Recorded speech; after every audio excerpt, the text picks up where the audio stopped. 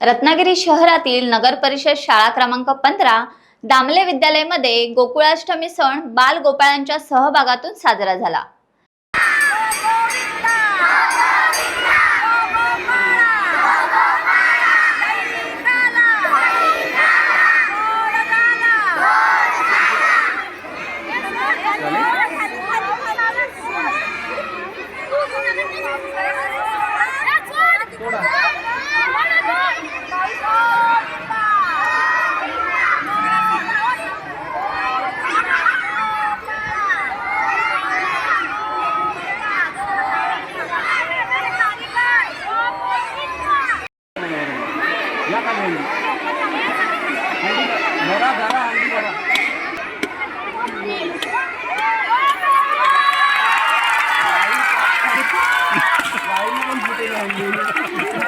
यावेळी विद्यार्थी, पालक, शिक्षक यांनी गोविंदा उत्सवात सहभाग घेतला।